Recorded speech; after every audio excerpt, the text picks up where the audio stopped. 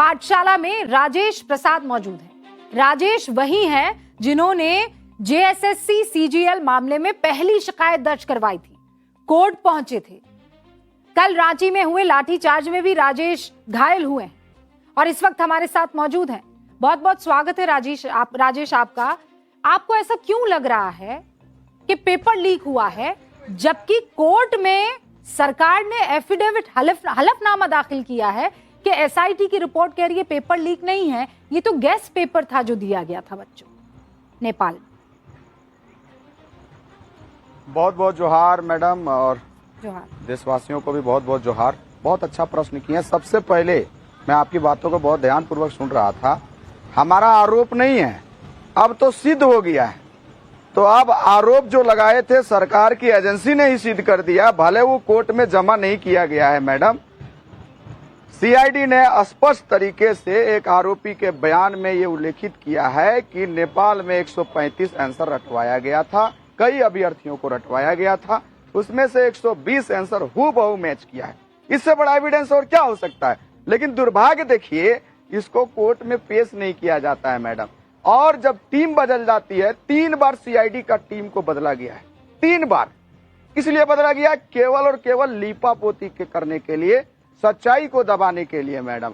और सीआईडी अपना रिपोर्ट में कहती है कि गैस पेपर आया था, गैस क्वेश्चन था। मैं आपके माध्यम से सरकार के पास यदि कोई बुद्धिजीवी है, कोई महामानव है, तो मैं उनसे कहता हूं भाई मैं एक क्वेश्चन पेपर तैयार करता हूं, आप 10 आंसर सही आंसर गेस करके बता दीजिए। हमारी मांग जो है रद्द वाला और सीबीआई वाला हम नहीं करेंगे। आप रिपोर्ट में कई बार परिवर्तन करते हो, टीम बदलते हो। इससे पहले भी लीक हुआ जेएसएससी सीजीएल में, उसमें भी आप जांच करते हो, किसी को भी गिरफ्तारी नहीं करते हो, किसी को कोई सजा नहीं देते हो, पुनः लीक होता है। तो ये लीक जो है कितना बार चलते रहेगा। इसीलिए हमारी मांग है। जी बस एक सवाल का मेरे मतलब मुझे समझ में नहीं आ रहा है। सरकार द्वारा सीआईडी की एसआईटी बनती है, ये जो मेरे पास है इसमें सारी डिटेल आती है, लेकिन फिर जो दूसरी एसआईटी बनती है ये वाली सारी डिटेल उसमें होती ही नहीं है। मतलब दोनों अलग अलग। ऐसा क्यों करेगी कोई सरकार? अपनी ही टीम के खिलाफ दूसरी कैसे कोई रिपोर्ट आ जाएगी? बिल्कुल मैडम, ऐसा इसलिए की गई थी, टीम इसलिए बदला गया क्योंकि जो अधिकारी लोग पहले जांच कर रहे थे वो सही डायरेक्शन में जा रहे थे। जब नेपाल पहुंच गए और ये जस्टिफाई कर दिए कि 28 लोग गए थे, उसमें से 10 लोग पास है, उनको पर्याप्त मात्रा में आंसर मिला था, 90% से अधिक आंसर मिला था, और वो लोग जो थे उसको पढ़ करके पास हुए हैं, तो फिर टीम को बदल दिया गया। मैं आपको बताना चाहूंगा, मैं एफआईआर किया हूँ, उसमें नियामतपुर का भी जिक्र है, उसमें आसनसोल का भी जिक्र है, उसमें हजारीबाग का भी जिक्र है, मांडू का भी जिक्र है, मंत्री रेसिडेंसी रांची का भी जिक्र है। इन सभी एंगल पर, इन सभी स्थानों का कोई जांच नहीं किया गया, कोई भी जांच नहीं किया गया। और सबसे मेन बात मैडम, सीबीआई का प्रश्न यहाँ उठता है। अभय तिवारी जो है मैडम, ये अभय तिवारी जो है वो सेटर है।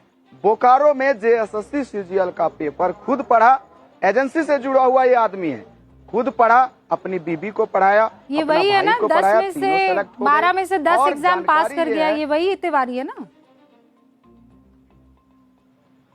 हाँ मैडम, यही वो महामानव आदमी है जो 12 एग्जाम में 10 पास कर जाता है, और हर एग्जाम में योग्यता अलग अलग चाहिए। आपको बताना चाहेंगे, बहुत अच्छा प्रश्न किए। पीजीटी में ये इंग्लिश में पास करता है, एसीएफ में साइंस चाहिए, जिनका योग्यता साइंस में होगा वही एसीएफ एग्जाम दे सकता है, वही एफआरओ एग्जाम दे सकता है, वहां पर भी पास कर जाता है। और ना सिर्फ पास, सब जगह टॉप, सब जगह टॉप करता है मैडम। कैसे संभव है? हम लोग 12 साल से तैयारी कर रहे हैं। प्रीलिम्स पास करने में हम लोग को बड़ी मेहनत करना पड़ता है, तैयारी को बार बार रिवीजन करना पड़ता है, तब जाकर के प्रीलिम्स निकलता है, ये फाइनल सिलेक्शन में, और वो भी टॉप।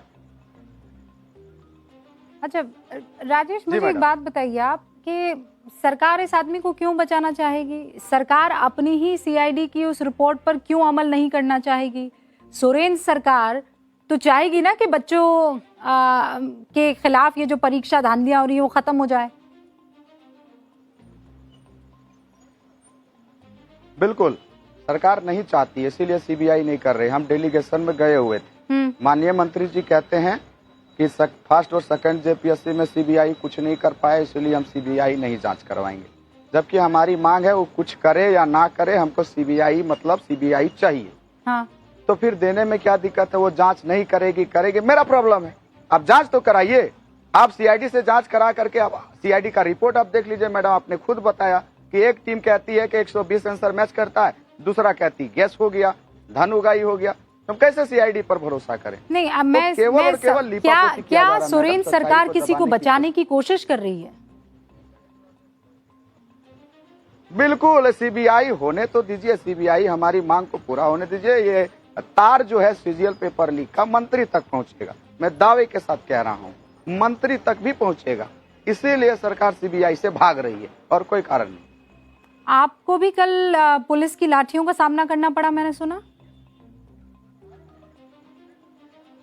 हाँ मैडम, वहाँ पर जगन्नाथपुर के करीब जब वहाँ पर लाठीचार्ज हुआ तो मेरा भी पैर में एक लाठी पड़ा था। राजेश जी, आज हमारे साथ जेएमएम के एक प्रवक्ता थी डॉक्टर नीलम, वो ये कह रही थी कि पुलिस को लाठीचार्ज इसलिए करना पड़ा क्योंकि आप लोग उतर आए थे पत्थरबाजी पर।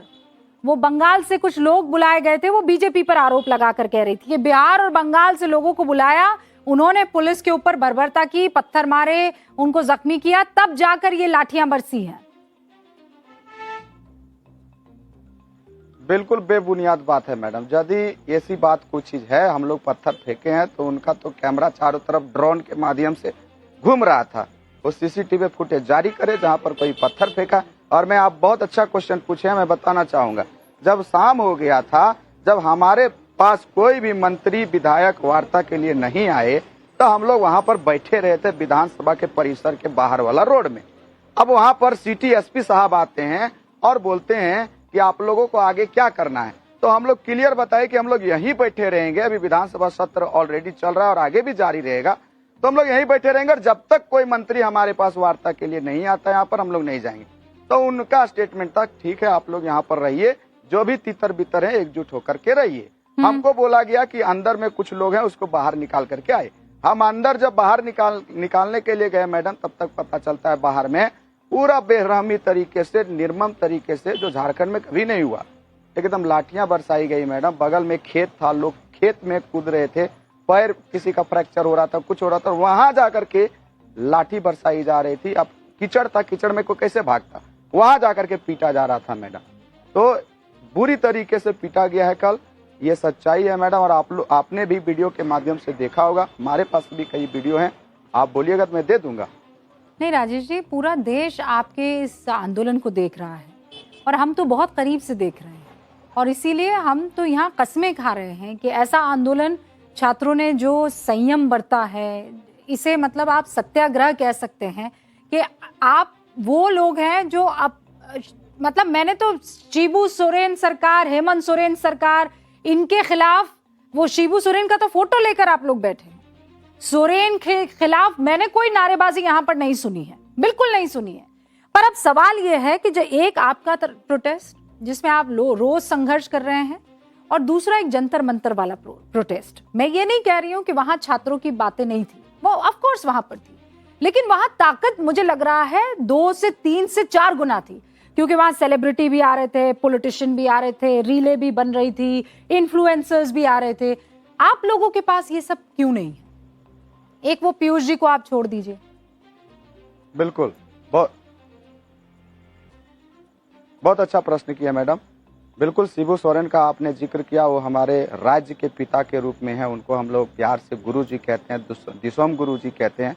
और उनका स्टेटमेंट भी था कि अन्याय जो है जहाँ कहीं भी हो तो उसके खिलाफ लड़ना चाहिए। तो हमारे इस लड़ाई के वो आदर्श प्रेरणा है, और इसीलिए हमारी पूरी लड़ाई में जो पिछले 17 दिन से हम लोग कर रहे हैं, उसमें उनका फोटो को रोज हम लोग वहां पर रख करके कर रहे हैं, उनका रोज हम लोग आशीर्वाद कर रहे हैं। दूसरा बात आपने कहा कि आप लोग आंदोलन बहुत शांति से कर रहे हैं। बिल्कुल मैडम, हम लोग पढ़े लिखे लोग हैं, हम लोग संविधान पढ़े हैं। संविधान के आर्टिकल 19 में स्पष्ट लिखा हुआ है कि शांतिपूर्ण तरीके से ही हम लोग प्रोटेस्ट कर सकते हैं। तो संविधान को सम्मान देते हुए अपना अधिकार को हम उचित तरीके से रख रहे हैं मैडम, और आगामी जब तक हमारी मांग पूरी नहीं हो जाती है, बिल्कुल शांतिपूर्ण तरीके से ही हमारा आंदोलन अनवरत जारी रहे।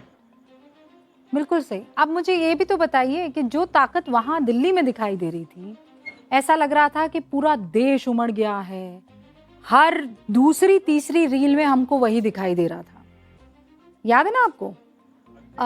10 तरीके के सेलेब्स जो हैं अपने अलग अलग पोस्ट लिख रहे थे। अब हम लोग तो उन लोगों को एक्सपोज भी कर रहे हैं कि इन लोगों को झारखंड नहीं दिखाई देता है।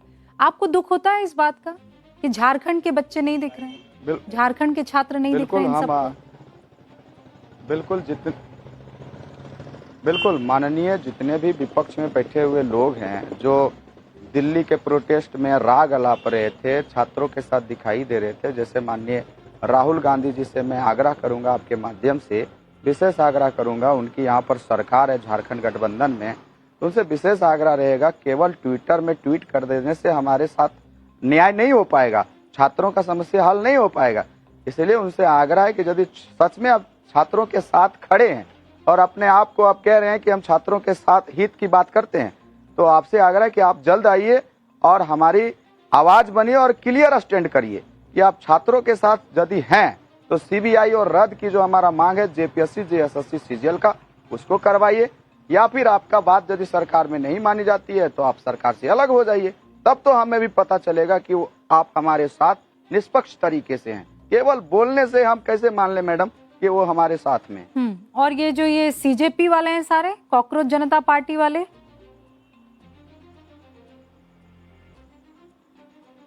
सीजेपी वाले जो भी हैं, हम देखिए हमारा जो यहाँ प्रोटेस्ट चल रहा है मैडम, हम सबका नैतिक समर्थन का स्वागत करते हैं। सीजेपी वाले केवल ट्वीट खेल रहे हैं, छात्रों का जो है वाजिब जो दर्द है झारखंड में वो चीज दिखाई नहीं दे रहा है, केवल ट्वीट कर दे रहे हैं, लेकिन अभी तक वो कोई आए नहीं है। तो ये डबल स्टैंडर्ड दर्शाता है। लेकिन फिर भी हम आग्रह करेंगे यदि सच में आप बोलते हैं कि हम ऐसी पार्टी का निर्माण किए जो केवल युवाओं की आवाज बनता है, युवाओं की बात करता है, तो निश्चित तौर पर झारखंड जो है, झारखंड में जो मुद्दे हैं भारत में और जगहों की कंपैरेटिवली सबसे यहाँ पर ज्वलंत मुद्दे हैं। साथ ही साथ सबसे ज्यादा पीड़ित कहीं का छात्र है वो झारखंड का, तो आना चाहिए नैतिक समर्थन के लिए। राजेश जी, हम आपकी आवाज लगातार बुलंद करते रहेंगे। इनफैक्ट जहां भी छात्र हैं, किसी की भी सरकार हो, कोई भी राज्य हो, अगर उनके साथ, उनके मुस्तकबिल के साथ, उनके फ्यूचर के साथ गड़बड़ी हो रही है, हमें तो याद है सौरभ दास जब यहाँ पर आए थे, हमसे बात कर रहे थे, उन्होंने कहा था आप हमसे क्या उम्मीद करते हैं, तो हमने कहा था हम आपके साथ हैं, तब तक साथ है जब तक आप आने वाली पीढ़ियों के लिए एक अच्छी दिशा तय करेंगे। लेकिन अगर कुछ गड़बड़ी होगी तो हम ही लोग होंगे जो आवाज भी मुखालिफत में बुलंद करेंगे। Rajesh ji, all the best, आप अपना ख्याल रखिएगा और आपके जो आंदोलनकारी बच्चे हैं, छात्र हैं, उनकी बातें हम पूरी कोशिश करेंगे सरकार तक पहुंचे। आप हमारे साथ जुड़े, आप ही की वो पहली शिकायत थी जिसके बाद आज आंदोलन ये रूप ले चुका है। हम दर्शकों को बता दें कि ये शिकायतकर्ता राजेश प्रसाद अगर शिकायत नहीं करते तो मामला आज इतना आगे तक नहीं बढ़ता। बहुत बहुत शुक्रिया राजेश, हमारे साथ जुड़ने के लिए।